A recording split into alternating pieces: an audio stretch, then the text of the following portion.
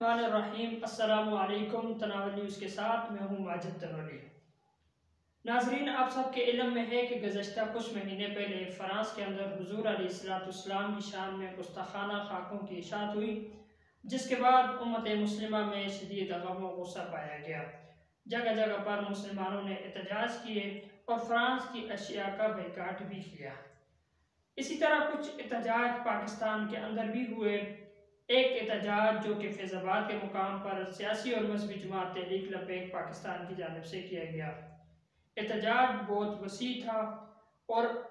احتجاج میں تحریک لبیک پاکستان کی جانب سے حکومت وقت کے ساتھ کچھ مطالبات بھی تھے۔ وہ مطالبات کیا تھے؟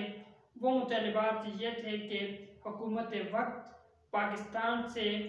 فرانس کے سفیر کو منبدر کرے، اپنا سفیر واپس بلائے اور فرانس کی اشیاء کا قومی سطح پر بائیکاٹ کیا جائے۔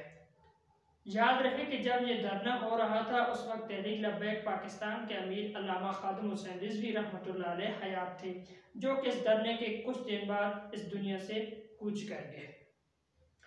حکومت وقت اور تحریک لبیک پاکستان کے اعلیٰ عہدیداران کے درمیان یہ مطالبات طے پا گئے، جن میں وفاقی وزیر مذہبی امور علامہ نور الحق قادری صاحب اور وفاقی وزیر علی محمد خان موجود تھے۔ حکومت وقت نے تحریک لبیک پاکستان سے 3 مہینے کی مہلت مانگی تھی کہ ہمیں 3 مہینے کا وقت دیں، اس کے اندر ہم آپ کے مطالبات پورے کریں گے۔ چونکہ آج 4 فروری ہے اور حکومت کے وقت صرف 10 دن باقی ہیں، لیکن حکومت وقت نے 2 مہینے 20 دن تک تحریک لبیک کے مطالبات پورے نہیں کیے اور آئندہ بھی 10 دن میں لگتا نہیں ہے کہ حکومت وقت تحریک لبیک کے مطالبات مانے گی۔ آپ کو بتاتا چلوں کہ اس وقت تحریک لبیک کے نئے امیر علامہ خادم حسین رضوی کے فرزند حافظ سعد حسین رضوی، جو کہ ایک ینگ لیڈر ہیں، جو آج کل بڑی کمپین چلا رہے ہیں اور ان کا جو بیان بھی ایک سامنے آیا ہے وہ بھی آپ کو سنواتے ہیں۔ اس سے پہلے کہ وفاقی وزیر شیخ رشید احمد صاحب نے اپنے ایک انٹرویو میں کیا کہا وہ سنتے ہیں۔ پہ جانے سے پہلے دینی جماعتوں کی بات کر رہے تھے، مدارس کے طلباء کی بات کر رہے تھے، تو ایک اور بہت بڑی جماعت ہے جس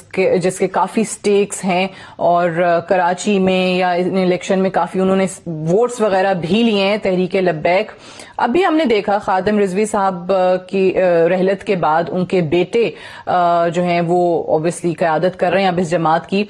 حکومت کا اور ان کا ایک معاہدہ ہوا، ایک مہلت دی گئی ایک معاملے کو لے کر، فرانس کے معاملے کو لے کر، ان کے سفیر کو بے دخل کرنے کے معاملے کو لے کر۔ یہ اب میرے خیال سے اگلے مہینے ختم بھی ہو جائے گی مہلت۔ تو اس حوالے سے بطور وزیر داخلہ آپ نے اس کرسی پہ آنے کے بعد کیا کیا ہے؟ کیا کوئی پیش رفت ہے کہ اس مہلت سے پہلے یہ معاملہ حل ہو جائے؟ چاہتے تو ہم ہیں کہ ان سے بات چیت ہو، اور ہمارے بڑے لائق ہیں نور الحق قادری صاحب، وہ ان سے رابطے میں ہیں، اور ہماری خواہش ہے کہ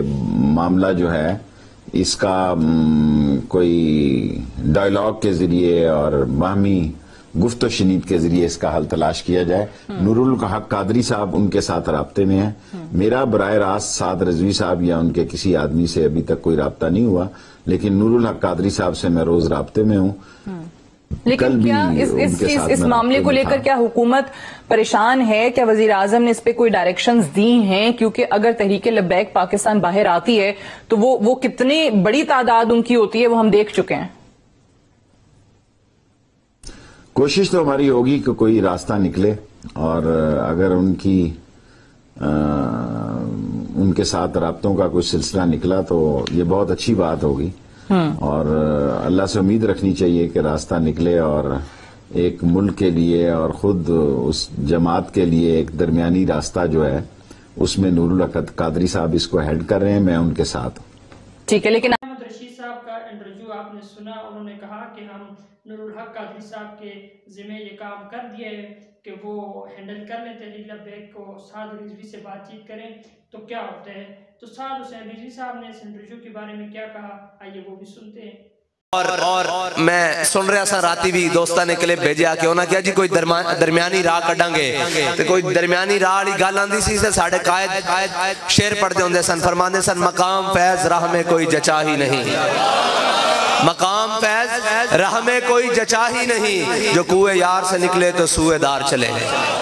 بس اتنی ساڑی گل ہے، جدو حضور دی ناموس اور ختم نبوت دا مسئلہ بڑھے تو پھر اس کوئے یار سدھا فیض آباد جاندہ، او عمرہ کرن نہیں ناس جاندے۔ جدو اسلام نو لوڑ پہ جاوے تو حضرت عبداللہ ابن ام مکتوم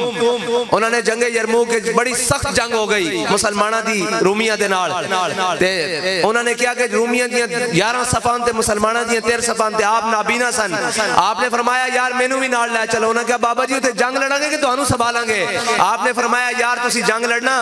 جے کوئی مشکل وقت بن گیا تو تسی اگے پیچھے ہو جاؤ گے، عبداللہ ابن ام مکتوم نو جھنڈا پکڑا دینا، میری آنکھاں کوئی نہیں، میں تا نسن جوگا بھی کوئی نہیں، میں جھنڈا لے کے توڑا ہوتے میدان وچ کھڑا رہواں گا، تے اسی انہاں دے وارثاں، اسی انہاں دے وارثاں جنہاں دی آنکھاں نہ وی ہون، او حضور دی ناموس واسطے اسلام واسطے جنگ یرموک وچ پہنچ جاندے، تے پھر آسمان نے وہ منظر دیکھیا کہ مسلماناں نو فتح ہوئی، اور جدو حضرت عبداللہ ابن ام مکتوم دی لاش دیکھی گئی تے آپ دے سینے نال آپ دا جھنڈا سی اور آپ شہید ہو چکے سن، تے سانو مرنے ویلے بھی وہ سبق دے گئے کہ جے دنیا تو جانا بھی ہے تے حضور دی ناموس دے مسئلے نو سینے نال لا کے جانا، اے نہیں آکھنا کہ میں لکھ کے دے دیاں گا تھانے ساڈا کوئی تعلق نہیں، آکھے آکھاں کوئی نہیں ہے، سینے نال جھنڈا لا کے جا رہے ہیں دنیا تو، اس واسطے ساڈے قائد نے کیسی کہ مقام فیض راہ میں کوئی جچا ہی نہیں، جو کوئے یار سے نکلے تو سوئے دار چلے، بس مدینہ پاک تو نکل کے یرموک چلے گئے، جدو اسلام نو لوڑ پاوے تے بھاج کے ادھر نہیں جائیدا بلکہ جتھے کربلا لگی ہوئے اتھے جائیدا، پھر 72 نال لے کے جائیدا۔ حسین رضوی صاحب کا بھی بیان ملاحظہ فرمایا، آیا تحریک لبیک اور پاکستان کے درمیان حکومت پاکستان کے درمیان دوبارہ سے معاہدے ہوتے ہیں یا دوبارہ سے کچھ اور راہ بنتی ہے کہ نہیں بنتی، یہ فی الحال کہنا مشکل ہے، کیونکہ سعد حسین رضوی بھی اپنے والد کی طرح سر پہ کفن باندھ کے نکلے ہوئے ہیں، اور حکومت وقت سے لگتا نہیں ہے کہ وہ تحریک لبیک کے مطالبات کو پورا کرے گی۔